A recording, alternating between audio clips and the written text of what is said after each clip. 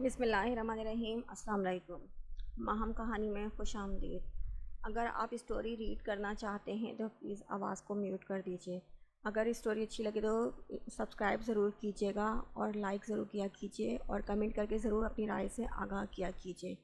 سراج احمد نیازی کی وفات کے بعد صفیہ بیگم نے اپنے دونوں بیٹوں کو اعلیٰ تعلیم دلوا کر سراج احمد نیازی کے خاندانی بزنس کو سنبھالنے کی ترغیب دی تھی۔ دونوں بیٹوں میں 1 سال کی چھوٹ بڑھائی تھی۔ احمد شہروز سے 1 سال بڑا تھا، مگر دونوں میں دوستی ٹوئنز سے بھی بڑھ کر تھی۔ جس یونیورسٹی سے انہوں نے تعلیم حاصل کی تھی، ان دونوں کی ملاقات نفیسہ اور فرحانہ سے ہوئی۔ وہ ان کی زندگانیوں میں شامل ہو گئیں۔ ان کی دوستی میں شادی کے بعد بھی کوئی کمی نہ آئی تھی۔ صفیہ بیگم نے بھی اولاد کی پسند پر کوئی اعتراض کیے بنا دونوں بہوؤں کو کھلے دل سے قبول کیا تھا، مگر پھر بھی حفاظتی بند کے طور پر دونوں بہوؤں کے پورشنز الگ کر دیے تھے۔ شادی کے 1 سال بعد احمد کے ہاں زین کی پیدائش اور پھر 2 سال بعد رانا کی پیدائش نے اپنے ننھے چہروں سے گھر میں خوشیوں کے پھول کھلا دیے تھے۔ شہروز تاحال اولاد کی نعمت سے محروم تھے۔ نفیسہ خود بھی اولاد کی کمی کو شدت سے محسوس کرتی تھی، مگر اللہ کے فیصلے کے سامنے مجبور تھیں۔ ایسے میں فرحانہ بیگم دل بڑا کر کے اپنے بچوں کو ان کی گود میں ہی چھوڑے رکھتیں۔ آخر ان کی دعائیں رنگ لائیں اور شادی کے 5 سال بعد اللہ نے انہیں بیٹی جیسی نعمت سے نوازا۔ لاروش کا نام شہروز نیازی نے خود رکھا تھا۔ دونوں گھرانوں کی محبت مثالی تھی۔ وقت گزرنے کے ساتھ ساتھ بچے بڑے ہو رہے تھے۔ مزید اولاد نہ ہونے کی وجہ سے نفیسہ بیگم اپنی ساری محبتیں لاروش نیازی پر لٹا رہی تھیں۔ گھر کے حالات تو اپنے ڈگر پر چل رہے تھے، مگر آفس کے حالات تب بدلے جب احمد نے اپنے کاروباری معاملات میں لاپرواہی برتنا شروع کی۔ اس وقت زین 13 اور رانا 11 سال کی تھی، جبکہ لاروش محض 9 سال کی تھی۔ احمد نے بزنس ایکسپینڈ کرنے کے لیے اونچی پارٹیوں سے تعلقات بڑھانا شروع کر دیے تھے۔ جو جتنی اونچی پارٹیاں تھیں وہ اتنی پستی میں گری ہوئی تھیں۔ ان لوگوں سے احمد کو روکنے کے لیے شہروز نے بتیرے پاپڑ بیلے، مگر وہ اس میں کامیاب نہیں رہا تھا۔ جوان ہوتے زین نیازی کو بھی کافی حد تک باپ کی سرگرمیوں کی خبر ہونے لگی تو وہ چڑچڑا ہونے لگا۔ فرحانہ بیگم خود بھی منہ چھپا چھپا کر روتی اور اپنے آنسوؤں سے اپنے بچوں کو بھی تکلیف سے دوچار کر دیتی۔ وہ چاہنے کے باوجود اپنی اندرونی کیفیت گھر والوں سے چھپا نہیں پا رہی تھی۔ احمد نے گھر آنا کافی کم کر دیا تھا۔ ان کی اکثر راتیں ریڈ لائٹس ایریا میں گزرتیں۔ وہ بھی ایک ایسی ہی رات تھی جب آفس سے نکلتے شہروز کو احمد کی کال آئی کہ وہ ریڈ لائٹ ایریا میں تھا اور دینے کے لیے اس کے پاس پیسے نہیں تھے، اور بات ہاتھا پائی تک جا پہنچی تھی۔ بھائی کی محبت میں چور شہروز نیازی وہاں گئے تھے، مگر وہاں کے حالات احمد کے نشے میں دھت ہونے کے باعث بہت بگڑ چکے تھے۔ بھائی کی جنگ لڑتے لڑتے شہروز اپنی جان کی بازی بھی ہار گئے۔ دونوں بھائیوں کی جوان موت پر گھر میں کہرام مچ گیا۔ صفیہ بیگم کو شدید اٹیک ہوا تھا اور وہ چلنے پھرنے سے محتاج ہو گئی، جبکہ نفیسہ اور فرحانہ دونوں کی حالت قابل رحم تھی۔ دونوں بچیاں چھوٹی ہونے کے باعث اپنے عظیم نقصان سے بے خبر بس اپنے بابا کے المیہ کے پاس چلے جانے پر رو رہی تھیں۔ البتہ 13 سالہ زین احمد نیازی خاموش کھڑا ایک ٹک اپنے باپ کے بے جان چہرے کو تک رہا تھا۔ بہت سی یادیں، بہت سے پیار بھرے لمحے اس کے ذہن کے پردوں پر لہرا رہے تھے۔ وہ تمام لمحے جو اس نے اپنے موسٹ ہینڈسم بابا کے ساتھ گزارے تھے۔ آنکھ میں مچلتے آنسو رخساروں پر بہہ نکلے، مگر کچھ لمحے ایسے بھی تھے جو ان پیار بھرے لمحوں پر بھاری پڑ رہے تھے، اور وہ لمحے تھے جو اس نے اپنی ماں کے آنسو پوچھنے میں صرف کیے تھے۔ روشن سیاہ آنکھوں میں امڈنے والے آنسوؤں کو زین نیازی نے حلق میں اتار لیا، اور بس تبھی سے وہ جیسے خود سے 10 سالہ بڑا ہو گیا تھا۔ 13 سالہ زین نیازی 23 سالہ نوجوان کی طرح سوچنے لگا۔ کچھ اس کا قد کاٹ بھی اپنی عمر سے بڑے لڑکوں جیسا تھا۔ اپنی تعلیم کو اس نے رات کے لیے مختص کر کے خود کو بزنس کی دنیا میں گم کر لیا۔ وہ نہ صرف بزنس ڈیولپمنٹ کے بارے میں سوچنے لگا، بلکہ محنتی اسٹاف کی مدد سے بزنس کی گرتی ساکھ کو سنبھالنے کی بھی عملی کوشش کی تھی۔ شعبۂ قسمت کے شہروز نیازی کے رکھے گئے امپلائیز کافی حد تک وفادار تھے، مگر اس کے باوجود بزنس کو ری اسٹیبلش ہونے میں 5 سال لگے تھے۔ 18 سال کی عمر میں ہی اس کا شمار مارکیٹ کے کامیاب بزنس مین میں ہونے لگا تھا۔ وہ ایک بہت اچھا گھر افورڈ کر سکتا تھا، مگر بی جان اپنا گھر چھوڑنے پر کسی صورت رضامند نہ تھیں۔ گزرتے وقت کے ساتھ وہ مزید سنجیدہ ہوا تھا۔ جبکہ لاروش اور رانا اپنی شرارتوں اور کھلکھلاہٹوں سے گھر کی باقی افراد کی زندگی کی طرف لانے میں کامیاب ہو چکی تھیں، مگر ایک واحد زین احمد نیازی ہی تھا جس پر ان کی شرارتیں خوشگوار تاثر چھوڑنے کی بجائے اسے مزید پتھر کر دیتیں۔ وہ آج بھی ویسا ہی تھا جیسا اس نے خود کو باپ کی موت پر تصور کرتا تھا، اور اگر وقت کچھ مزید آگے سرکا تھا اور زین نیازی نے 22 سال کی عمر میں حالیہ ماس کمیونیکیشن کی ڈگری حاصل کی تھی، مڈل کے بعد کچھ عرصہ بیمار رہنے کے باعث رانا نے پڑھائی کے 2 سال ضائع کیے تھے۔ نتیجتاً اب رانا اور لاروش میٹرک سے فارغ ہو کر فرسٹ ایئر کی اسٹوڈنٹ تھی۔ لاروش 17 جبکہ رانا 19ویں سال میں قدم رکھ چکی تھی۔ رانا قدرے دھیمے مزاج کی تھی، البتہ لاروش کافی حد تک پڑاخا ٹائپ لڑکی تھی، مگر اس کے باوجود وہ محبت جیسی چیز سے دونوں ہاتھ لگا کر توبہ کیا کرتی تھی۔ مگر اب جو اس کے ساتھ ہوا تھا وہ اتنا اچانک ہوا تھا کہ وہ اسے سنبھلنے کا موقع بھی نہ مل سکا۔ وہ نہ صرف اپنا دل گنوا بیٹھی تھی بلکہ اپنے پاؤں بھی زخمی کر بیٹھی۔ پاؤں پر لگی چوٹ کے باعث پچھلے 5 دن سے وہ کالج نہیں گئی تھی۔ اس دوران رانا بھی کالج سے غیر حاضر رہی تھی۔ اس کو لے کر گھر میں سب ہی پریشان تھے، مگر ان کی پریشانی کی وجہ اس کے پاؤں کے زخم نہیں بلکہ اس کی غیر معمولی خاموشی اور چہرے پر چھائی شکستگی تھی۔ کہاں غائب تھے تم دونوں؟ کوئی شرم لحاظ، کوئی ڈر خوف ہے تم دونوں کو؟ میرا اللہ کی پناہ، پچھلے 5 دن سے میں پورے کالج میں بلائی پھر رہی ہوں۔ ہر روز اس امید پہ کالج آتی رہی کہ شاید آج وہ دونوں آ جائیں، مگر نہ جی کہ پلٹ کر ہوش ہی نہ لی۔ نہ کوئی کال نہ کوئی میسج، دونوں ہی اتنے لمبے عرصے تک غائب رہیں۔ چھٹے دن وہ دونوں کالج گئیں تو کالج کے گراؤنڈ میں قدم رکھتے ہی ان کی پہلی نظر گیٹ کے پاس ایک طرف کو ٹہلتی مریم پر پڑی۔ بس پھر چیخ کر پورے کالج کو ان کی طرف متوجہ کر لیا۔ یہی بات جو تم نے سب سے آخر میں پوچھی ہے، ڈائریکٹ پہلے ہی پوچھ لیتی۔ یہ جو آدھا کالج ہمیں گھور رہا ہے نا، اس کی نوبت نہ آتی۔ ایک ایک لفظ چبا کر بولتی ہوئی رانا نے مریم کو گھورا۔ وہ سٹ پٹائی۔ اب چلو ادھر ایک طرف مرو، پھر بتاتی ہوں کیا آفت ٹوٹی تھی۔ اسے ایک طرف چلنے کا اشارہ کرتی وہ خود بھی لاروش کو لیے اس طرف آ گئی۔ تبھی مریم کی نگاہ آہستہ آہستہ چلتی لاروش پر پڑی تھی، پھر اگلی نگاہ اس کے سفید پٹیوں میں جکڑے پیروں پر پڑی تھی۔ یہ کیا ہوا بے ساختہ؟ کھلنے والے منہ پر ہاتھ رکھتے ہوئے وہ بے چین ہوئی تھی۔ اسٹوڈنٹس پھر سے متوجہ ہونے لگے۔ مریم نوٹ نہیں کر پائی۔ مریم، رانا نے دانت پیستے اپنا والیوم کم رکھو ذرا۔ رانا کی تنبیہ پر اس نے معصوم سا منہ بنایا، جس پر رانا ہنس پڑی۔ اچھا اب بتاؤ کیا ہوا اس کے پیروں کو؟ اور حد بے شرمی کی مجھے بتانا بھی مناسب نہیں سمجھا تم نے، جو میں ان میڈم کا حال ہی پوچھنے آ جاتی۔ لہجے میں واضح تشویش لیے اس نے آخر میں اب کی بار صرف رانا کو کوسا تھا۔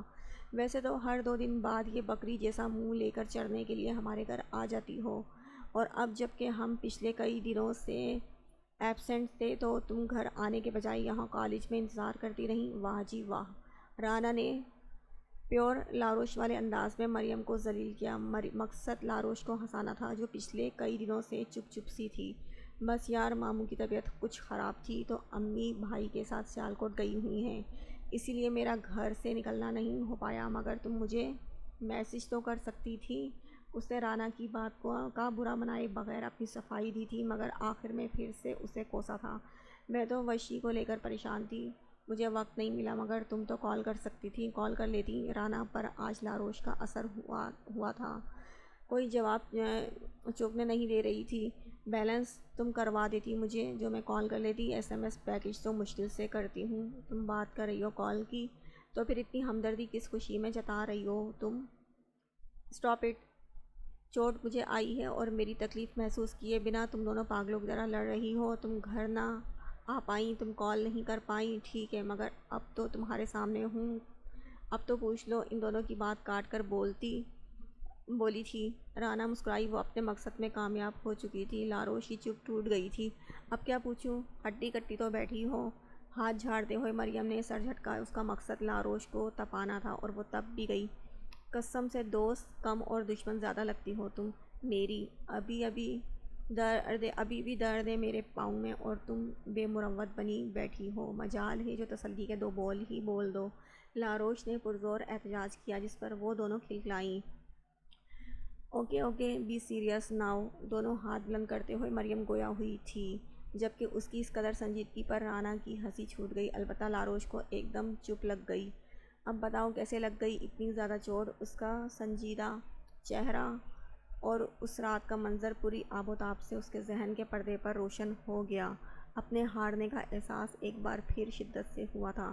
اس کے یوں گمسم ہو جانے پر مریم کی رگ ظرافت پھڑک اٹھی۔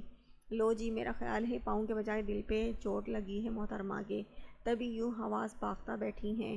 اس نے گھبرا کے مریم کو دیکھا۔ محبت کرے میرے دشمن، میری تو جوتی بھی کسی سے محبت نہ کرے۔ اپنی پرانی جون میں لوٹتے ہوئے اس نے جھوٹ بولا، اور چونکہ مقابل رانا اور مریم تھی اس لیے اس کا جھوٹ چل بھی گیا تھا۔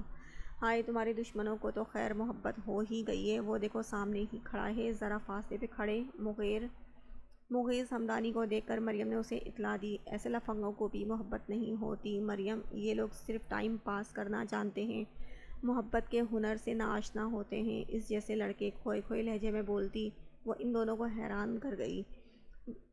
بڑی باتیں ہو رہی ہیں محبت پر، بڑے فلسفے جھاڑ رہی ہے لاروش اور رانا بی بی۔ میرا تو خیال ہے بچی کو محبت ہو گئی ہے، تبھی بڑی بڑی باتیں ہو رہی ہیں۔ اپنی چھوٹی چھوٹی آنکھوں کو معنی خیزی سے گھماتی وہ رانا سے مخاطب ہوئی۔ لاروش نے چڑھنے کی ایکٹنگ کی۔ بس تم سے تو فضول گویاں کروا لو، چلو اٹھو، کلاس کا وقت ہو گیا ہے۔ نظر مغیث حمدانی پر پڑی جو اسے ہی دیکھ رہا تھا۔ لاروش نے غصے سے منہ پھیر لیا۔ آوارہ انسان! اسے اپنی طرف بڑھتا دیکھ وہ بڑبڑائی، لو بھئی، تمہارا دشمن تم سے پیار کا اظہار کرنے آ رہا ہے۔ پچھلے 5 دنوں سے بے چارہ مجنوں بنا اپنی لیلا کو دیکھنے کے لیے بےتاب تھا، آج بےتابیاں عروج پر ہیں۔ سو تم کرو اس سے 2 ہاتھ، ہم دونوں جا رہے ہیں۔ اور رانا کا ہاتھ پکڑ کر مریم اپنی کلاس کی طرف نکل گئی۔ وہ لوگ وہاں سے منٹوں میں غائب ہوئی تھی، جبکہ اپنے پیروں میں لگی چوٹ کی وجہ سے وہ وہاں سے ہل تک نہ سکی۔ 2 سیاہ روشن آنکھوں نے حیرت سے یہ منظر دیکھا جس میں مغیث حمدانی لاروش نیازی کے سر پہ کھڑا ہوا۔ السلام علیکم، کہاں تھی آپ اتنے دنوں سے؟ آپ ٹھیک تو ہیں نا؟ لاروش اس کے پیروں کی طرف دیکھتے ہوئے فکر مندی سے بولتا۔ وہ لاروش کو ایک آنکھ نہ بھایا۔ دیکھو مسٹر، میں تمہیں پہلے ہی باور کروا چکی ہوں کہ میں اجنبیوں سے بات نہیں کرتی، تو پھر تم کیوں جان بوجھ کر مجھے سچ کرنے آ جاتے ہو؟ دہکتے لہجے میں بولتی وہ پل میں سرخ ہوئی تھی۔ مغیث نے دلچسپی سے اس کی سرخ پڑتی ناک دیکھی۔ اس کا ارتکاز محسوس کر کے وہ مزید طیش میں آ گئی۔ اسے وہیں اسٹیچو بنا چھوڑ اپنے زخموں سے بے پرواہ وہ تیز تیز چلنے لگی۔ آپ مجھے اچھی لگتی ہیں، اسی لیے بار بار آپ کے سامنے آ جاتا ہوں، اس کے پیچھے پیچھے آتے ہوئے وہ نرم لہجے میں بولا۔ لیکن تم مجھے بالکل بھی اچھے نہیں لگتے، اس لیے بہتر یہی ہے کہ تم اب میرے پیچھے آنا بند کرو۔ وہ مسلسل چل رہی تھی، سفید پٹیوں میں جکڑے گلابی پیروں میں دکھن ہونے لگی تھی۔ آپ میرے ساتھ وقت گزار کر تو دیکھیں، پھر اچھے لگنے لگیں گے۔ وہ ساتھ ساتھ چلتے ہوئے بولا۔ شروع میں جو لوگ اچھے نہیں لگتے، مگر جب ہم کچھ وقت ان کے ساتھ گزارتے ہیں تو ہم انہیں سمجھنے لگتے ہیں، اور پھر وہی ایک دوسرے کو اچھے لگنے لگتے ہیں۔ وہ اسے سمجھاتے ہوئے بولا، جو لوگ مجھے اچھے نہیں لگتے میں ان کے ساتھ ٹائم اسپینڈ ہی نہیں کرتی، سو میرے ساتھ چلنا بند کرو، ورنہ ابھی پرنسپل کے آفس میں جا کر کمپلین کر دوں گی۔ چلتے چلتے اس کا سانس پھول گیا تھا۔ پیروں پر بندھی پٹیاں سرخ ہونے لگی تھیں، مگر درد سے بے پرواہ وہ چل رہی تھی، کیونکہ مغیث حمدانی نے اپنے قدم نہیں روکے تھے۔ آپ کو جو کرنا ہے کر لیں، میں کسی سے نہیں ڈرتا، مجھے ہر حال میں آپ سے دوستی کرنی ہے اور میں کر کے رہوں گا۔ مغیث حمدانی کے الفاظ وہ ٹھیک سے سن نہیں پائی تھی، کیونکہ دکھتے پیروں کی لڑکھڑاہٹ کو شدت سے محسوس کیا۔ گراؤنڈ پار کر کے وہ تیز تیز قدموں سے اپنی کلاس کی طرف جا رہی تھی۔ مغیث حمدانی کہیں پیچھے رہ گیا تھا۔ وہ بری طرح سے لڑکھڑائی تھی، اور اس سے پہلے کہ منہ کے بل گر جاتی، 2 مضبوط ہاتھوں نے اسے بازوؤں میں سے تھام لیا۔ اس نے ڈبڈائی آنکھوں سے اپنے محسن کا چہرہ دیکھنا چاہا تھا۔ خوبصورت سیاہ آنکھوں میں اس کے لیے فکر واضح تھی۔ زین، اس کے لب تھڑبڑائے تھے، آنسو لڑک کر گال پر بہنے لگے۔ زین احمد نیازی نے اسے اپنے مضبوط بازوؤں کا سہارا دے کر سیدھا کیا تھا اور اسے لیے ایک طرف پڑے سنگی بینچ پر بٹھا دیا۔ چند اسٹوڈنٹس ان کی طرف متوجہ ہوئے تھے، پھر اپنی کلاسز میں چلے گئے۔ گراؤنڈ خالی ہو رہا تھا۔ اس کے مقابل زین زمین پر ایک گھٹنے کے بل بیٹھ کر اس نے لاروش کے دونوں پاؤں اپنے گھٹنے پر رکھ لیے۔ اس کی بھیگی پلکوں پہ شرم اترنے لگی۔ ایک پاؤں زیادہ زخمی ہوا تھا اور اسی سے تھوڑا خون رس رہا تھا۔ کسی سے ملنے آیا تھا، لیکن لاروش کو اس لڑکے کے ساتھ دیکھ کر اپنی جگہ رک گیا۔ اگلے لمحے وہ اسے لے کر قریبی کلینک آ گیا تھا۔ پرنسپل سے اس نے کال پر بات کر لی تھی۔ تقریباً 12 بجے کے قریب وہ اسے کلینک سے لے کر گھر کی طرف روانہ ہوا تھا۔ لب بھینچے ہوئے، اسٹیئرنگ پر مضبوط ہاتھوں کی گرفت جمائے وہ سر تاثرات لیے گاڑی چلا رہا تھا۔ اوائل جنوری کے دنوں کی اس نے ڈرتے ڈرتے اس کی طرف دیکھا، مگر خود سے بھی ناراض خاموشی سے ڈرائیونگ کر رہا تھا۔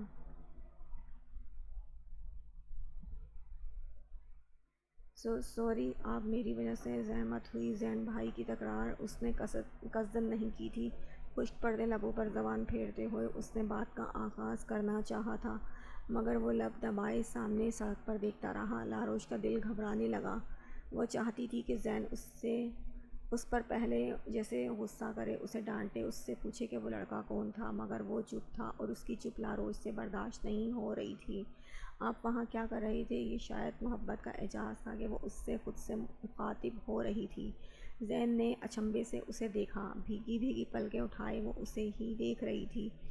دل زور و شور سے دھڑکا تھا۔ نگاہ کو بھٹکنے سے بچانے کے لیے اس نے رخ موڑ کر دوبارہ سڑک پر نظریں جما لیں۔ پھر دوبارہ اس سے کچھ بھی پوچھنے کی لاروش نے ہمت نہیں کی تھی۔ اسے گھر چھوڑ کر وہ واپس آفس چلا گیا تھا۔ لاروش، تمہیں بی جان بلا رہی ہیں، وہ بیڈ پر آڑی ترچھی لیٹی تھی جب رانا اس کے کمرے میں جھانکتے ہوئے کہہ گئی تھی۔ شکن آلود لباس کو ہاتھوں سے درست کرتے ہوئے اس نے تائی کے پورشن کی راہ لی۔ لان کی طرف کھلتے دروازے سے رانا اور تائی کو باہر نکلتا دیکھ وہ واپس مڑی اور دوڑ کر ان تک آئی تھی۔ باہر آنے پر اسے نفیسہ بیگم بھی آگے آگے چلتی نظر آئی تھیں۔ امی امی، ماں کو پکارتی وہ ان تینوں کے سامنے جا کر کھڑی ہوئی۔ السلام علیکم تائی امی۔ تائی کو سلام کر کے وہ نفیسہ بیگم کی طرف مڑی۔ کہاں جا رہی ہیں آپ تینوں؟ اور بی جان نے مجھے کیوں بلایا ہے؟ کتنی بار کہا ہے پیچھے سے آواز مت دیا کرو؟ جواب دینے کے بجائے انہوں نے اسے ٹوک دیا۔ اوہو نفیسہ، ابھی چھوٹی ہے، سدھر جائے گی۔ فرحانہ بیگم کی حمایت پر وہ مسکرائی۔ ہم تینوں قریبی مارکیٹ تک جا رہے ہیں، میں نے کچھ سوٹ لینے ہیں اور ہماری امیوں نے گھر کا کچھ سامان لینا ہے، اور تمہیں بی جان نے اس لیے بلایا ہے تاکہ انہیں اکیلا پن محسوس نہ ہو۔ نفیسہ بیگم کے بجائے رانا نے آرام سے جواب دیا۔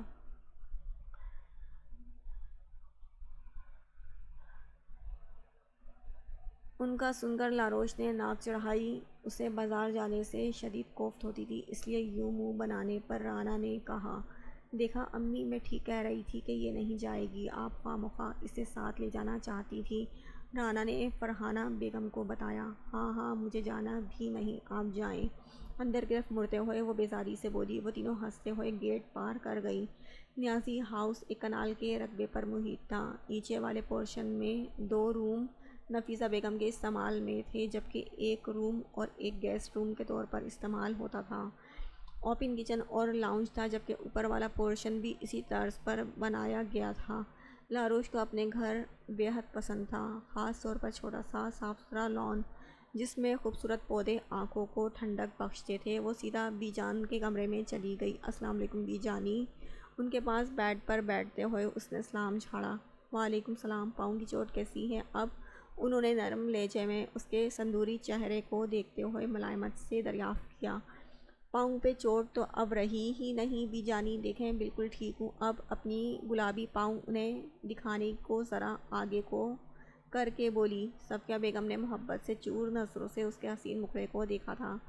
زین نے آپ کا خیال بھی تو بہت رکھا ہے، اسی کے ڈر سے آپ کی چوٹ بھاگ گئی۔ بات کو مذاق کا رنگ دیتے ہوئے انہوں نے لاروش کے تاثرات جاننے کے لیے اس کی جانب دیکھا۔ مگر یہ کیا؟ زین کے نام پر چڑھنے کے بجائے وہ ہولے سے مسکرا رہی تھی۔ صفیہ بیگم نے حیرت سے اس کی مسکراہٹ کو دیکھا، مگر اس سے پہلے کہ وہ اس سے کچھ پوچھتیں، جھنجھلائے ہوئے زین احمد نے ان کے کمرے میں جھانکا تھا۔ سب کہاں غائب انداز میں واضح سرد مہری تھی۔ اسے شدید بھوک لگ رہی تھی اور گھر پر کوئی نہیں تھا۔ اسی بات نے اس کا پارا ہائی کر دیا تھا۔ قریبی مارکیٹ تک گئی ہیں سب، آپ یہاں آئیں میرے پاس، مجھے بتائیں کیوں پریشان ہے میرا بیٹا؟ اسے ہاتھ کے اشارے سے اپنے پاس بلاتے ہوئے وہ فکر و توجہ سے بولی۔ بیزار سا وہ ان کے پاس چلا آیا، مگر بیٹھا نہیں تھا۔ کھڑے کیوں ہو؟ بیٹھو نا میرے پاس۔ کیا بات ہے؟ کھانا کھایا آپ نے؟ نہیں، ابھی نہیں کھایا، صبح ناشتہ بھی نہیں کیا تھا، جلدی میں ہی چلا گیا تھا، اور اب امی بھی گھر پہ نہیں ہیں۔ صفیہ بیگم کے پاس بیٹھی لاروش کو مکمل طور پر نظر انداز کرتے ہوئے وہ اپنا مسئلہ انہیں بتا رہا تھا۔ تو بیٹے آپ آفس میں کچھ لے لیتے، چائے اور بسکٹ لیے تھے، وہ تو کب کے ہضم بھی ہو گئے۔ لاروش کی موجودگی میں وضاحت دی۔ تو پریشانی والی کون سی بات ہے جو آپ یوں بیہیو کر رہے ہیں؟ لاروش ہے نا، اسے نرم لہجے میں سمجھاتے ہوئے انہوں نے لاروش کو دیکھا۔ جاؤ بیٹا، بھائی کے لیے کھانا گرم کرو۔ ان کے حکم پر اس نے چپ چاپ کچن کا رخ کیا، جبکہ زمین کو گھورتے پریشان سے زین کو انہوں نے مخاطب کیا۔ بیٹا زین، آپ جا کر فریش ہو جاؤ، لاروش آپ کے روم میں ہی کھانا لے آئے گی، جاؤ شاباش۔ وہ سر اس بات میں ہلاتا اپنے کمرے میں آ گیا، جبکہ صفیہ بیگم نے مطمئن سی ہو کر آنکھیں موند لیں۔ ہاتھ میں پکڑی تسبیح پر استغفار کا ورد کرتے ہوئے وہ کچھ سوچ رہی تھی۔ کھانے کی ٹرے سیٹ کر کے اس نے بی جان کے کمرے کا رخ کیا، مگر زین کو وہاں نہ پا کر مجبوراً اسے زین کے کمرے میں جانا پڑا۔ اس نے ڈور ناک کیا تو کچھ دیر بعد یس کی آواز آنے پر لاروش نے لرزتی ٹانگوں سے دبے اس قالین پر قدم رکھے۔ وہ فریش سا گرے شلوار سوٹ میں کاؤچ پر بیٹھا ہوا تھا، نظریں جھکائے وہ چلتی ہوئی ٹرے ہاتھوں میں لیے کاؤچ کے سامنے پڑے ٹیبل تک آئی اور اوپر رکھ کر جلدی سے پلٹی تھی کہ تبھی وہ بول اٹھا، کھانا ٹیبل پر لگاؤ۔ لاروش بمشکل پلٹی تھی، پنجوں کے بل بیٹھتے ہوئے اس نے زین احمد نے ایک بھرپور نگاہ اس پر ڈالی تھی۔ بلیک کلر کا ڈھیلا ڈھالا شکن آلود کرتا بلیک ہی جینز پر پہنے وہ نظر جھکائے بڑی تندی سے اپنا کام کر رہی تھی۔ بلیک ریشمی دوپٹہ لاپرواہی سے کندھے پر جھول رہا تھا۔ سیاہ لمبے سلکی بال پونی کی صورت کچھ کندھے پر اور کچھ کمر پر بکھرے پڑے تھے۔ سیاہ لٹوں کے ہالے میں اس کا چمکتا چاند چہرہ بے حد حسین لگ رہا تھا۔ وہ بے خود سا خود بخود اسے تکے چلا گیا۔ لگا دیا ہے، اب میں جاؤں؟ کھانا لگانے کے بعد اس نے سوال کیا تھا، مبادا وہ جانے کے لیے مڑے اور وہ پھر سے اسے روک نہ لے۔ نہیں۔ اس کے نہیں کہنے پر لاروش نے حیرت سے اپنی سرمئی آنکھیں پھیلائیں۔ زین احمد نیازی نے دلچسپی سے اس کی آنکھوں میں جھانکا، اس نے سٹپٹا کر نگاہیں جھکا لیں۔ چاول ڈال دو، لاروش نے فوراً حکم کی تعمیل کی۔ پانی بھی؟ چاولوں کا نوالہ منہ میں رکھتے ہوئے اس نے مسلسل اس کے گلاب چہرے کو اپنی نظروں کے حصار میں لیے ہوئے تھا۔ اس کی نظروں کی تپش وہ اپنے شنگرفی ہونٹ کچلنے لگی۔ وہ بے خود سا کبھی اس کے سرخ پڑتے ہونٹوں کو دیکھتا تو کبھی ہونٹوں سے اوپر چمکتے سیاہ تل کو۔ لاروش رونے والی ہو گئی۔ میں جاؤں؟ زین بھائی کہتے ہوئے اس کے مدہوش کن حسن میں کھوئے زین نے سوالیہ نظروں سے اسے دیکھا۔ میں پوچھ رہی ہوں کہ میں جاؤں؟ اپنی مومی انگلیاں مروڑتے ہوئے اس نے پانی بھری آنکھوں سے اس سے پوچھا۔ اس کا سندوری چہرہ سرخ ہو رہا تھا۔ اس کی مشکل سمجھ گیا۔ وہ کمسن کلی جیسی نوخیز لڑکی اس کی نگاہوں کی وارفتگیوں سے گھبرا گئی تھی۔ ہاں یہ لے جاؤ بس، میں کھا چکا، دل پہ پہرے بٹھائے ہوئے وہ نظروں کا زاویہ بدلتے ہوئے بولا۔ اس نے منٹوں میں برتن سمیٹے تھے اور پھرتی سے کچن میں چلی آئی۔ لاروش کو اپنے چہرے سے آگ نکلتی محسوس ہو رہی تھی۔ اس نے اپنے کمرے میں آ کر آئینہ دیکھا تو اسے خود پر حیرت ہوئی۔ آج اس کا چہرہ زرد نہیں ہوا تھا، بلکہ چہرے پر گلال بکھرا پڑا تھا۔ گلابی پڑتے چہرے سے نگاہ چراتے ہوئے وہ بیڈ پر آ بیٹھی۔ دل بڑی شدت سے دھڑک رہا تھا۔ دوسری جانب زین احمد نیازی کی بھوک پیاس سب مٹ گئی تھی۔ وہ صبح سے بھوکے تھا، مگر لاروش کو اپنے قریب پا کر وہ بے خود ہو گیا تھا۔ وہ مضبوط اعصاب کا مالک شخص لاروش نیازی کے سامنے چاروں شانے چت ہو چکا تھا۔ مس نادیہ اپنی پاٹدار آواز میں وائٹ بورڈ پر مارکر کو گھسیٹتے ہوئے فزکس کی کلاس لے رہی تھی۔ وائٹ بورڈ پر اپنی ڈائیگرام کو غائب دماغی سے دیکھتی ہوئی وہ جانے کون سی دنیا میں گم تھی۔ اس کی دائیں طرف پہلی رو میں بیٹھے مغیث حمدانی کی نظر بارہا اس کے پریشان چہرے کا طواف کر رہی تھی۔ تبھی اس کی نظروں کی تپش محسوس کرتے ہوئے اس نے غائب دماغی سے اس کی جانب دیکھا تھا، اور بس یہی وہ لمحہ تھا جب مس نادیہ کی نظر لاروش نیازی پر پڑی تھی۔ وہ کافی دیر سے اس کی غائب دماغی نوٹ کر رہی تھی۔ لاروش نیازی، انہوں نے اسے اپنی پاٹدار آواز میں مخاطب کیا۔ وہ ہڑبڑا کر کھڑی ہوئی۔ جی مس، وہ بدحواس سی ہکلاتے ہوئے بولی۔ یہاں آئیں اور آج کا لیکچر ڈیفائن کریں۔ وہ سنجیدگی سے گویا ہوئی۔ لاروش کی ہتھیلیوں میں پسینہ اتر آیا۔ لرزتی ٹانگوں سے وہ وائٹ بورڈ تک آئی تھی اور کانپتے ہاتھوں سے مار کر تھاما۔ پوری کلاس اسی کی طرف متوجہ ہو گئی۔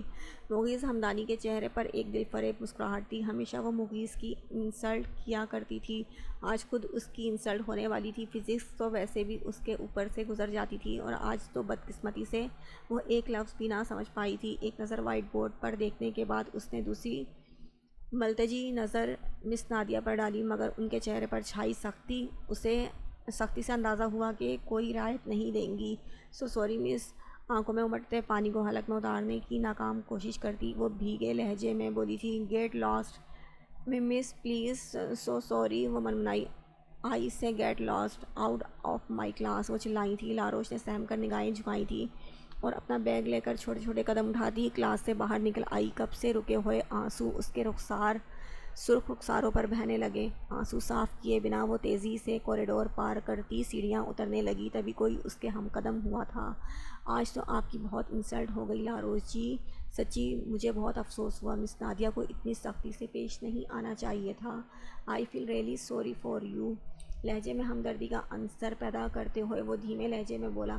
لب بھینچ کر لاروش ایک پل کو رکی تھی اور پلٹ کر سخت نظروں سے اسے گھورا۔ ایک پل کو وہ مبہوت سا اسے تکے گیا۔ اس کا رویا رویا سرخ چہرہ مغیث حمدانی کی ہارٹ بیٹ مس ہوئی۔ اس نے اپنی بدلتی کیفیت سے پریشان ہو کر دل پہ ہاتھ رکھ لیا تھا۔ یہ اس کے ساتھ پہلی بار ہوا تھا کہ کسی لڑکی کو روتے دیکھ اس کا دل اس انداز میں دھڑکا تھا، ورنہ وہ کتنی ہی لڑکیوں کو اپنے لیے روتا دیکھ بھی چکا تھا اور ان کے آنسو پہنچ بھی چکا تھا۔ اس نے لاروش کی جانب دیکھا جو اب وہاں نہیں تھی۔ وہ تو اپنے دوستوں سے لگائی شرط کے خاطر اسے جیتنا چاہتا تھا، مگر اب اپنے دل کا حال برا تھا۔ وہ سرعت سے اس کی جانب لپکا۔ لاروش لاروش میری بات سنیے، اس کے قریب پہنچتے ہوئے وہ بےتاب سا کہہ رہا تھا۔ لاروش پلیز لسن۔ مگر جب وہ نہ رکی تو مغیث نے اسے کلائی سے تھام کر اس کا رخ اپنی جانب موڑا۔ آپ کو سمجھ نہیں آ رہی، آپ سے بات کر رہا ہوں میں۔ وہ پہلے ہی غصے میں تھی۔ اس کے یوں ہاتھ پکڑنے پر اشتعال کی ایک لہر اس کے وجود میں اٹھی تھی۔ اگلے ہی پل اس کا ہاتھ اٹھاتا اور مغیث حمدانی کے چہرے پر نشان چھوڑتا اسے سرخ کر گیا تھا۔ تم جیسے انسان کی ہر بات کا جواب صرف یہ تھپڑ ہے۔ ایک جھٹکے سے اپنی کلائی اس کی گرفت سے آزاد کرواتے ہوئے وہ سرد لہجے میں بولی تھی، اور آج تو تم نے میرا ہاتھ پکڑنے کی جرات کر لی ہے۔ اگر آئندہ تم نے ایسی غلطی کی تو تمہارا ہاتھ توڑ دوں گی۔ شہادت کی انگلی اٹھا کر اسے وارننگ دیتی وہ کوئی ظالم پری لگ رہی تھی۔ بت بنے مغیث نے لمحہ بلمحہ خود سے دور ہوتی لاروش نیازی کو دیکھا۔ لڑکیاں اس کے لیے کوئی اہمیت نہیں رکھتی تھیں۔ وہ بہت چھوٹی عمر میں لڑکیوں پر شرط لگاتا، ان سے دوستی کرتا، ان کے جذبات سے کھیلتا اور انہیں چھوڑ دیتا۔ کوئی اس کی ہائٹ سے تو کوئی اس کی دلکش آواز، تو کچھ کو اس کا پیسہ ٹریک کرتا تھا، مگر مغیث حمدانی کے لیے لڑکیاں محض تھرل تھیں۔ لاروش نیازی بھی اس کے لیے ایک چیلنج ہی تھی، مگر یہ چیلنج اسے بہت مہنگا پڑ رہا تھا۔ وہ لڑکی کسی صورت اس کے جھانسے میں نہیں آ رہی تھی، بلکہ الٹا اسے ہی اپنی طرف اٹریکٹ کر گئی تھی۔ مگر اس سے پہلے کہ وہ اس کی سرمئی آنکھوں کا اسیر ہوتا، اس کے تھپڑ نے مغیث حمدانی کے 14 طبق روشن کر دیے تھے۔ اس کا بس نہیں چل رہا تھا کہ لاروش نیازی کو جلا کر بھسم کر دے۔ اس کا شاطر دماغ تیزی سے جال بن رہا تھا کہ اب کیسے اور کون سا انداز اپنائے کہ لاروش نیازی اس کی اسیر ہو جائے، مگر وہ بے وقوف انسان اس بات سے انجان تھا کہ وہ تو پہلے ہی کسی اور کی اسیر ہو چکی ہے۔ تو ہم سفر میرا ہے، تو ہی میری منزل، تیرے بنا گزارا اے دل ہے مشکل۔ تو ہم سفر میرا، تو ہی میری منزل، تیرے بنا گزارا اے دل ہے مشکل۔ تو میرا، تو میرا، تو ہی دعا میں شامل، تیرے بنا گزارا اے دل ہے مشکل، تیرے بنا گزارا اے دل ہے مشکل۔ دھیمے سروں میں ارجیت سنگھ کی آواز اس کے دل کے تار چھیڑ رہی تھی۔ کمرے میں نیم اندھیرا کیے آنکھوں میں بازو رکھے وہ بیڈ پہ لیٹی زین احمد نیازی کو ہی سوچ رہی تھی۔ تبھی کمرے کا دروازہ دھڑم سے کھول کر رانا اندر آئی تھی، مگر اندر کا خوفناک ماحول اور رومانٹک سانگ کے بول سن کر وہ اپنی جگہ رک گئی۔ اس کی موجودگی محسوس کر کے لاروش اٹھ بیٹھی تھی۔ اوہو، کس کے بنا گزارا مشکل ہے، کس کی یاد میں؟ بھری دوپہر میں لاروش میڈم کمرے میں اندھیرا کیے بیٹھی ہیں، آنکھوں کو مٹکاتے ہوئے رانا نے اسے چھیڑا۔ لاروش نے ہاتھ بڑھا کر گانا بند کیا اور اس کی طرف متوجہ ہوئی۔ پہلی بات، میں بیٹھی نہیں لیٹی ہوئی تھی۔ اگر تمہارا خیال چھوٹا سا دماغ اس بلیک مین کی طرف جا رہا ہے تو اسے واپس لے آؤ، کیونکہ ایسا ویسا کوئی سین نہیں ہے۔ وہ سمجھ چکی تھی کہ رانا کا اشارہ مغیث کی طرف ہے، اس لیے بنا گھبرائے اس نے اس کو جواب دیا، بلیک مین کو چھوڑو، ابھی تو تمہیں وائٹ مین نے یاد کیا ہے۔ رانا نے سیریس انداز میں بتایا۔ وائٹ مین؟ اس کا دل بے اختیار دھڑکا۔ او یار، بھائی بلا رہے ہیں تمہیں، پرنسپل کی کال آئی ہے ان کے پاس۔ آج تم غیر حاضر تھی نا، سو آئی تھنک تمہاری کمپلین آئی ہے بھائی کے پاس۔ اب جلدی سے پہنچو اس سے پہلے کہ وہ یہاں آ پہنچیں۔ مگر میں تو گئی تھی آج تمہارے ساتھ، کمینی، لاروش نے پریشان ہوتے ہوئے اسے یاد دلایا۔ ہاں تو تم دماغی طور پر غیر حاضر تھی نا، میں کب جسمانی طور پر غیر حاضری کی بات کر رہی ہوں۔ اس کے ہوائیاں اڑتے چہرے کو دیکھ کر وہ اسے چڑھا رہی تھی۔ لاروش کی جان پر بن آئی تھی۔ رانا کی بچی، جب ساری بات پتہ ہے تو پہلیاں کیوں بجھوا رہی ہو؟ اس کے تب جانے پر رانا کھلکھلا کر ہنسی۔ یار جسٹ ریلیکس، ان کی ڈانٹ سننا، پھر ہمیشہ کی طرح سوری کر کے واپس آ جانا۔ اب تم جاؤ، شاباش، اتنے میں سانگ سنتی ہوں۔ اسے کندھوں سے پکڑ کر دروازے کی طرف دھکیل کر رانا نے نیو سانگ لگایا۔ وہ منہ بسورتی ہوئی لاؤنج میں چلی آئی، جہاں پر ٹانگ چڑھائے صوفے پہ بیٹھے تھے۔ اس نے مدد کے لیے نفیسہ بیگم کو آس پاس تلاشا، مگر شاید وہ سو رہی تھی۔ آہستہ آہستہ جلتی ہوئی وہ اس کے سامنے آ کر ٹک گئی۔ آپ نے؟ وہ بلایا۔ زین بھائی؟ لہجہ کپ کپاتا ہوا تھا اس کا بھائی کہنا پہلی بار زین احمد کو بے حد برا لگا تھا۔ خود کو سنبھالتے ہوئے وہ پوائنٹ پر آیا۔ فزکس کے لیکچر میں کیا ہوا تھا آج؟ زین احمد بات کا آغاز کر چکا تھا۔ کچھ بھی نہیں، اس نے خشک پڑتے لبوں پر زبان پھیرتے ہوئے جواب دیا۔ کچھ ہوئے بنا ہی تمہیں ٹیچر نے کلاس سے باہر نکال دیا۔ لاروش کو سمجھ نہ آیا وہ اسے کیا جواب دے۔ اب اسے کیا بتاتی کہ اسی کی وجہ سے ہی وہ فارغ الدماغ ہوتی جا رہی ہے۔ پرنسپل کا کہنا ہے کہ تم نے ٹیچر کا لیکچر نہ صرف اگنور کیا ہے بلکہ فزکس اور میتھس میں بھی آج کل تمہاری کارکردگی اچھی نہیں ہے۔ اگر تمہارا یہی حال رہا تو وہ تمہارا ایڈمیشن نہیں بھیجیں گے۔ زین نے ایک پل کو رک کر اس کے تاثرات کو جانچا۔ وہ اپنی انگلیاں مروڑ رہی تھی، سفید ہاتھوں میں اس کے تشدد سے سرخاری گھلنے لگی۔ زین احمد نے نگاہ چرائی۔ وہ چاہتے ہوئے بھی اپنا لہجہ سخت نہیں رکھ پا رہا تھا۔ خود کو کمپوز کرتے ہوئے وہ دوبارہ گویا ہوا۔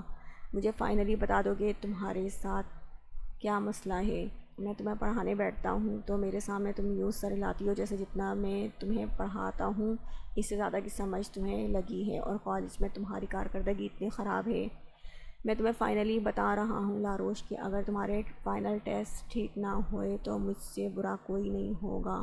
اس کی سنگین دھمکی پر لاروش نے احتجاجاً اسے دیکھا، جس کے چہرے کے تاثرات اس کی سنجیدگی کا پتہ دے رہے تھے۔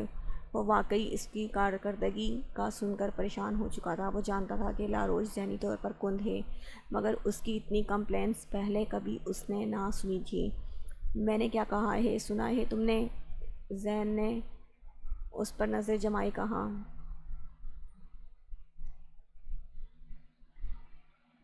جی سن لیا، آنسو پیتے ہوئے اس نے بمشکل جواب دیا۔ کم بخت، یہ محبت بھی اسی جلاد سے ہونی تھی۔ کلس کر سوچتے ہوئے وہ اٹھ کھڑی ہوئی، چھوٹے چھوٹے قدم اٹھاتی وہ وہاں سے نکلتی چلی گئی۔ زین کی نظروں نے اس کا دور تک پیچھا کیا تھا۔ اچانک اسے وہ سانولا سا دلکش سا لڑکا یاد آیا۔ کیا اس کی وجہ سے؟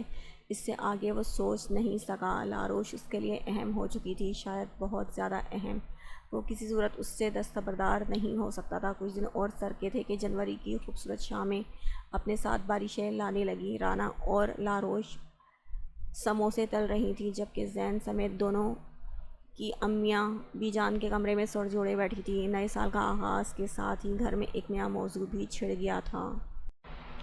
رانا کے لیے ایک بہترین پرپوزل آیا تھا جس پر سب زور و شور سے غور کر رہے تھے۔ لڑکا زین احمد کے آفس میں مینیجر کا بیٹا تھا اور حال ہی میں CSS کر کے DSP کے عہدے پر فائز ہوا تھا۔ شاذل ایک قابل اور ایماندار آفیسر تھا، اور اس کی انہی خوبیوں سے متاثر ہوتے ہوئے زین نے اس کا پرپوزل بی جان کے سامنے پیش کیا تھا۔ تو برخوردار لڑکا ڈی ایس پی ہے، بی جان نے دھیمے لہجے میں دریافت کیا۔ جی بی جان، عمر کیا ہے لڑکے کی؟ 24 سال، وہ فرما برداری سے جواب دے رہا تھا۔ یعنی خود سے 2 سال چھوٹی بہن کے لیے تم خود سے 2 سال بڑا لڑکا ڈھونڈ لیا؟ بی جان کے حساب کتاب پر اس کے لبوں پر دھیمی مسکراہٹ نے رقص کیا، جبکہ خاموش بیٹھی فرحانہ اور نفیسہ بیگم نے بھی ایک دوسرے کو یوں دیکھا جیسے کہہ رہی ہوں یہ اماں جی کو کیا ہو گیا؟ مگر اماں جی، لڑکے کی عمر کا زین کی عمر سے کیا تعلق؟ رانا کے لحاظ سے لڑکے کی عمر بالکل ٹھیک ہے۔ نفیسہ بیگم نے بولنے میں پہل کی۔ میں تعلق کی بات نہیں کر رہی چھوٹی بہو، دراصل میں چاہتی ہوں کہ زین کی شادی بھی رانا کے ساتھ ہی کر دی جائے۔ ایک بیٹی جائے تو دوسری بیٹی آ جائے تو گھر میں ویرانی نہیں ہوگی۔ مسکراتے ہوئے صفیہ بیگم نے اصل بات کی۔ دونوں بہوؤں کے چہرے پر طمانینت بھری مسکراہٹ جگمگائی، جبکہ زین احمد نیازی نے ان کا ارادہ سن کر احتجاجاً ان کی طرف دیکھا۔ ہمیں ایسے دیکھنے سے آپ کو کوئی فائدہ نہیں ہوگا میری جان۔ اگر آپ کو کوئی لڑکی پسند ہے تو آپ ہمیں بتائیں، ورنہ ہم خود آپ کے لیے لڑکی ڈھونڈ لیں گے۔ وہ مکمل سنجیدگی سے بول رہی تھی، جبکہ فرحانہ اور نفیسہ بیگم کے چہرے پر پھیلی خوشی ان کے بی جان سے متفق ہونے کی گواہی دے رہی تھی۔ اتنی جلدی کیا ہے بی جان؟ شادی بھی ہو جائے گی۔ آپ پلیز ابھی میری شادی کا ذکر مت چھیڑیں۔ اصلی سنجیدگی سے اس نے صفیہ بیگم کو اپنا فیصلہ سنایا۔ زین، میں نے آپ کو بات ٹالنے کا نہیں کہا، جو کہا ہے اس پر عمل کریں۔ ان کے لہجے میں کوئی رعایت نہیں تھی۔ اماں جی ٹھیک کہہ رہی ہیں بیٹا، تم رانا سے بڑے ہو، اصولاً تمہاری شادی پہلے ہونی چاہیے۔ فرحانہ بیگم نے بھی اسے سمجھایا، مگر اب میں بھی تمہارا انکار برداشت نہیں کروں گی۔ امی پلیز، میں کون سا انکار کر رہا ہوں؟ مگر ابھی نہیں، ابھی میں شادی کے لیے مینٹلی طور پر ریڈی نہیں ہوں۔ چچی پلیز آپ انہیں سمجھائیں۔ آخر میں اس نے نفیسہ بیگم کو درمیان میں گھسیٹا۔ بیٹا، میں تو خود تمہارے اعتراض پر حیران ہوں۔ لڑکے تو شادی کے نام پر خوش ہو جاتے ہیں اور تم ٹال رہے ہو۔ انہوں نے مسکراتے لہجے میں اسے چھیڑا۔ نفیسہ بیگم کو یہ خوبرو سنجیدہ سا نوجوان بہت عزیز تھا۔ ان کا اپنا کوئی بیٹا نہ تھا، ہمیشہ زین نے ہی بیٹوں والی ذمہ داری نبھائی تھی اور ان کا پیار بھی سمیٹتا آ رہا تھا۔ چچی آپ بھی، وہ احتجاجاً چلایا، جبکہ تینوں خواتین اس کی بے بسی پر ہنس پڑی تھیں۔ کمرے کا دروازہ ذرا سا کھول کر لاروش نے اندر جھانکا۔ اگر آپ کی اجازت ہو تو میں چائے لے کے آؤں؟ بی جان نے مسکراتے ہوئے سر ہلایا۔ زین، اب میں آپ کا کوئی جواز نہیں سنوں گی۔ آپ کے پاس 1 ہفتہ ہے، خوب سوچ لیں۔ اگر کوئی لڑکی پسند ہے تو مجھے بتا دیجیے گا، وگرنہ 2-3 لڑکیاں ہیں میری نظر میں خود آپ کے لیے لڑکی پسند کر لوں گی۔ صفیہ بیگم نے قطعیت سے اپنا فیصلہ سنایا۔ مگر بی جان، اتنی جلدی کہاں ہے؟ آپ بتا تو رہے ہیں کہ لڑکے والے 1 ماہ کا وقت دے رہے ہیں، تو 1 مہینہ بہت ہوتا ہے خود کو مینٹلی تیار کرنے کے لیے۔ آپ اب آرام سے 1 ہفتے کے اندر مجھے لڑکی کے بارے میں بتائیں، ورنہ میں خود دیکھ لوں گی۔ بی جان کے فیصلے نے اسے بے چین کر دیا تھا۔ وہ شکست خوردہ سا سر جھکا گیا۔ اس کی پسپائی اختیار کرنے پر دونوں بہوؤں نے ساس کو بیلن کا اشارہ کیا۔ وہ مسکرا دی۔ تبھی دروازہ کھول کر رانا ہاتھ میں چائے کی ٹرے لیے اندر آئی تھی، جبکہ اس کے پیچھے پیچھے پکوڑوں اور سموسوں کی پلیٹس ہاتھ میں لیے لاروش بھی اس کے ہم قدم تھی۔ بی جان نے جانثار نظروں سے اپنی دونوں پوتیوں کو دیکھا۔ لاروش نے سنجیدگی کی تصویر بنے زین احمد کو دیکھا۔ اس کے وجیح چہرے پر تفکر کے اثرات تھے۔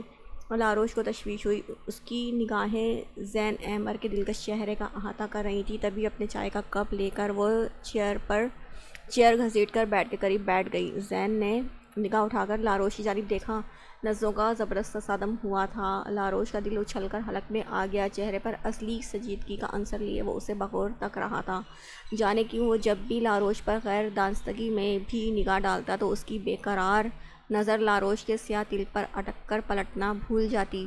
اسے وہ تل بارہا اپنی جانب متوجہ کرتا تھا۔ اب بھی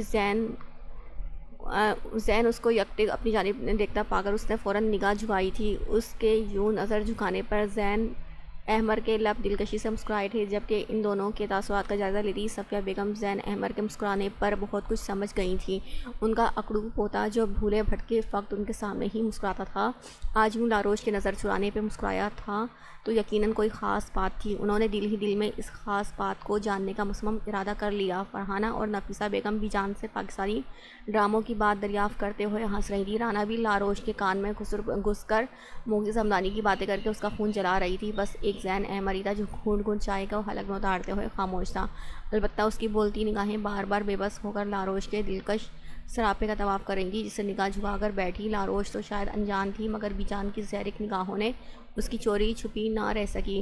وہ دونوں بہوؤں سے گفتگو کرتے، ان کے لب بار بار مسکرا رہے تھے۔ رانا کی بچی بات پکی ہو گئی اور مجھے کانوں کان خبر بھی نہیں لگنے دی۔ شاذل کی والدہ وفات پا چکی تھی، سو اس کے والد اور بڑی بہن رانا اور شاذل کی بات پکی کرنے آئے ہوئے تھے۔ وہ لوگ تائی کے پورشن میں بیجان کے کمرے میں بات پکی کر کے محفل جمائے بیٹھے تھے۔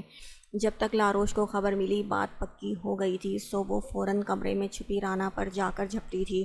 اس کے خطرناک تیور دیکھتے ہوئے رانا ہکلائی، مجھے تو خود کل رات پتہ چلا تھا۔ اچھا، مجھے کیا تمہارے فرشتوں نے آ کر خبر دی تھی؟ جو مجھے پتہ ہوتا۔ آنکھیں پھیلاتے ہوئے وہ اس کی طرف لپکی۔ رانا پھرتی سے بیڈ کی دوسری جانب اتر کر کھڑی ہو گئی۔ تم یہ بتاؤ، تمہیں غصہ کس بات کا ہے؟ میری بات پکی ہونے کا یا تم سے پہلے میری بات پکی ہونے کا؟ اس کے لہجے میں واضح شرارت تھی۔ لاروش تب گئی، کمینی انسان، ایسا سمجھا ہوا ہے تم نے مجھے؟ لاروش گھوم کر اس کی طرف آئی۔ رانا فوراً بیڈ پر چڑھ کر دوسری طرف جا کھڑی ہوئی جہاں لاروش کھڑی تھی۔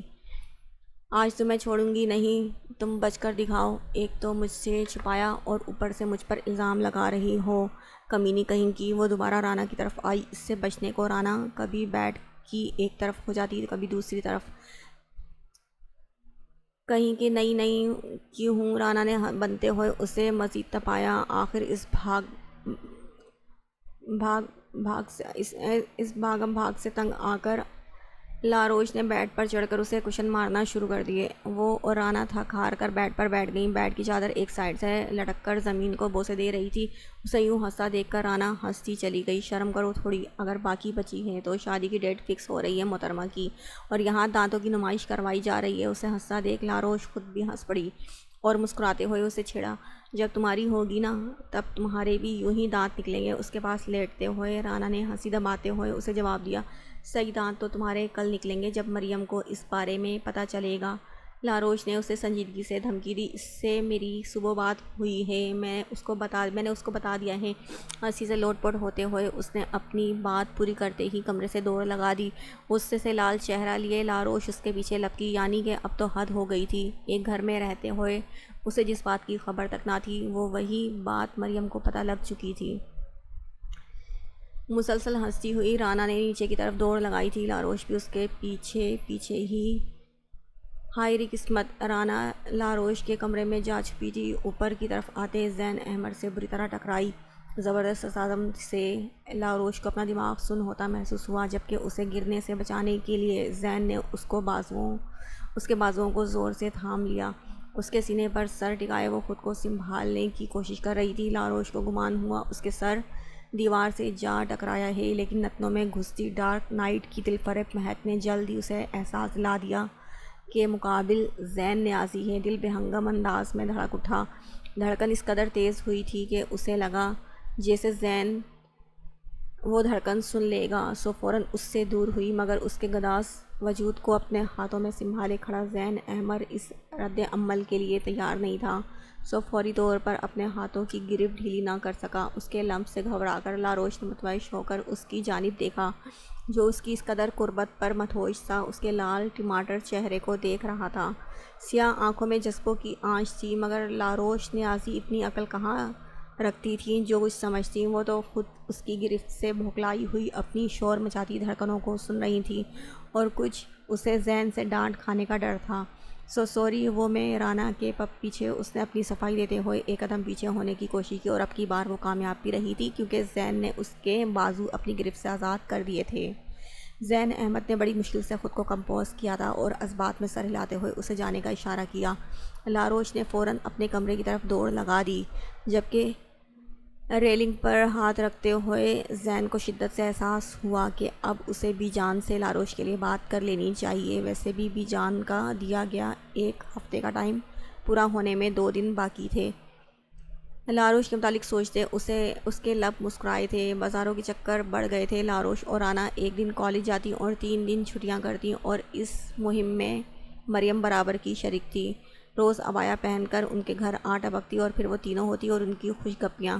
ابھی بھی نفیسہ بیگم اور فرحانہ بیگم شاپنگ کے سلسلے میں گھر سے باہر تھیں، جبکہ وہ تینوں رانا کے کمرے میں ڈیرہ جمائے کافی کہ سپ لیتے ہوئے آپس میں اونگی بونگی ہانک رہی تھی۔ یار ویسے تمہاری شادی میں رونق لگانے گا کون؟ مجھے تو امی رات میں یہاں رکنے نہیں دیں گی۔ مریم نے سنجیدگی سے اپنا مسئلہ بتایا۔ لو ایسے ہی نہیں رہنے دیں گی، ہم خود بات کریں گے آنٹی سے، پورے 1 ہفتے پہلے یہاں آؤ گی تم اور بس۔ رانا کے بجائے لاروش نے جواب دیا کہ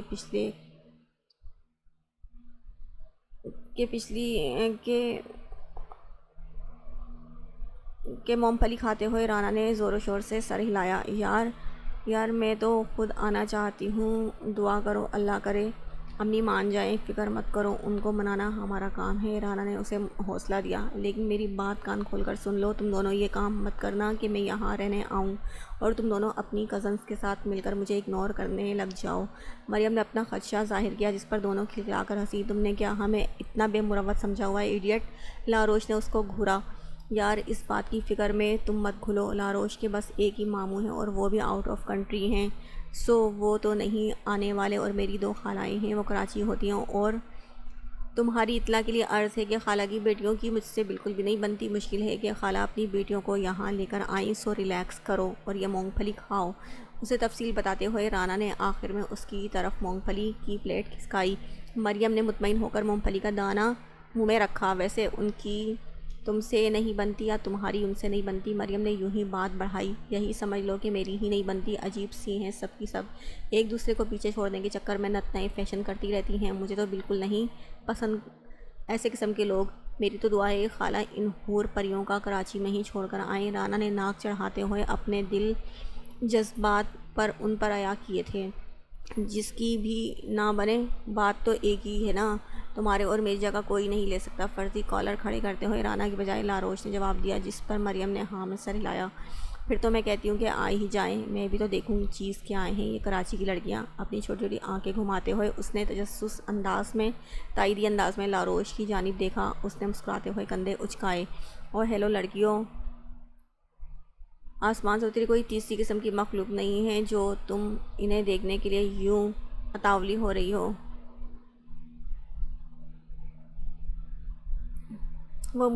رانا نے اسے گھرکا۔ وہ منہ بسورتے ہوئے کافی کے سپ لینے لگی۔ او مجھے یاد آیا، سر پر ہاتھ مارتے ہوئے مریم اچھلی۔ کیا؟ وہ دونوں ایک ساتھ بولی تھی۔ آج کالج گئی تھی، مغیث تمہارا پوچھ رہا تھا۔ مریم نے اپنی طرف سے اہم خبر پہنچائی۔ لو جی کھودا پہاڑ اور نکلی چونٹی۔ رانا اور لاروش نے مریم کو گھوری سے نوازا، جس پر وہ گڑبڑائی۔ یار پوچھ رہا تھا تمہارا، تو اب تمہیں بتاتی بھی نا۔ اس نے معصومیت ظاہر کی۔ تمہیں پتہ ہے نا کہ مجھے اس کا ذکر نہیں پسند، پھر بھی تم کمینگی دکھانے سے باز نہیں آتی، لاروش نے شکوہ کیا۔ یار اب تو میں بھی اس کے ذکر سے بیزار ہو چکی ہوں۔ ویسے سچی جس انداز میں تم نے کہا تھا نا کہ او مجھے یاد آیا، میں سمجھی تھی شاید واقعی کوئی کام کی بات یاد آئی ہے، مگر مغیث کی بات کر کے تم نے ثبوت دیا کہ تمہارا یہ تربوز جتنا سر واقعی خالی ہے۔ رانا نے ہنستے ہوئے اسے بے تکی بات کرنے پر ذلیل کیا، جس پر مریم نے برا ماننے کے بجائے کھسیانی سی ہو کر دانتوں کی نمائش کروائی۔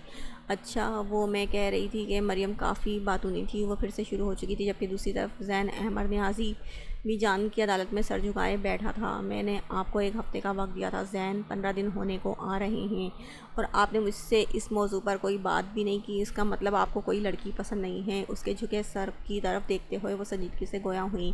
آپ کو کس بات کی جلدی ہے بھی جان؟ ابھی میں شادی نہیں کرنا چاہتا۔ وہ چاہتا تھا لاروش کی اسٹڈی کمپلیٹ ہو جائے، یہی سوچ کر وہ ابھی بھی جان سے بات نہیں کر پا رہا تھا۔ اس جون میں 23 سال کے ہو جائیں گے آپ، اور کتنا ٹائم چاہیے آپ کو؟ میں اپنی ایج کے لحاظ سے جلدی کی بات نہیں کر رہا بی جان، میں رانا کی شادی کی بات کر رہا ہوں۔ 20 دن میں تو رانا کی شادی مینیج کرنا ہی مشکل ہے، اور آپ میری شادی کا بوجھ بھی میرے ناتواں کندھوں پر ڈالنا چاہ رہی ہیں۔ مسکین سی صورت بناتے ہوئے اس نے انہیں قائل کرنا چاہا۔ 20 دن بہت ہوتے ہیں میری جان، اور سب کچھ ہو گیا ہے۔ ایسے کیسے سب مینیج ہو گیا؟ اس نے زج ہوتے ہوئے بے بسی سے پوچھا۔